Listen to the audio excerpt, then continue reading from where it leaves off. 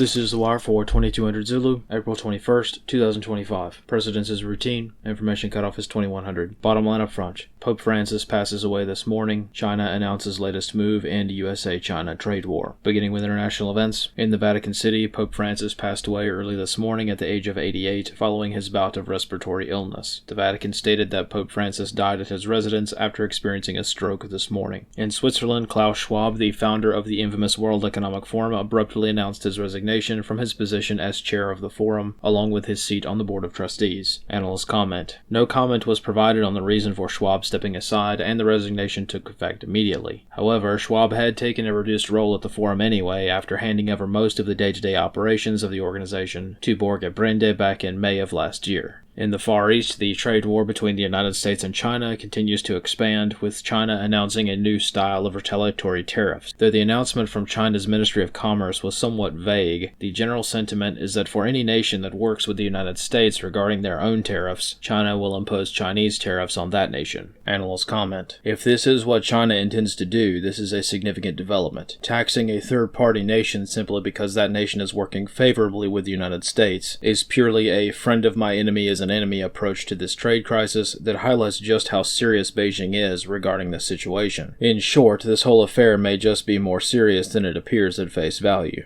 On the home front in Florida, this morning Delta Flight 1213 experienced an engine fire before takeoff in Orlando. The fire occurred as the number 2 engine was started after pushback from the gate, prompting the inflatable slides to be deployed to evacuate passengers to the taxiway. In New Mexico, a local county magistrate judge has resigned following an incident that involved harboring an illegal alien 2 months ago. Back in February, Christian Ortega Lopez was arrested on a variety of charges at Judge Cano's home, where he had been living. Analyst comments for this wire. The resignation of Judge Cano is not particularly surprising, as this judge openly confessed to harboring this illegal alien at his residence. In photos posted to his personal and public Facebook page, the judge was also seen in video footage that shows the illegal handling weapons. The reason as to why this 2-month-old story is worth mentioning now is due to the quiet retirement of the judge at nearly the same time that various court docs claim the illegal was a member of Tren de Aragua, or TDA, the infamous gang that has been recently designated as a foreign terrorist organization, or FTO. While this development largely went unnoticed by the general public, this FTO designation is no joke. This categorization allows a plethora of tools, to include kinetic targeting efforts, to be used to combat the groups designated as FTOs. It's bad enough for a judge to openly harbor an illegal alien for political purposes, but it's a different thing altogether to harbor someone who's part of a terrorist organization. It is that FTO label that changes the game. It's entirely a different atmosphere to harbor someone with the same designation as bin Laden. Though this is speculative, this is probably why this judge quietly got shut down and pressured into quote-unquote retirement. Everyone knows that it's almost impossible to indict a judge for anything at all, even low-level county magistrates, but it's also hard to remain in the public eye after being caught knowingly harboring a federally designated terrorist on U.S. soil and providing that individual with small arms. This concludes The Wire for 2200 Zulu, April 21st, 2025.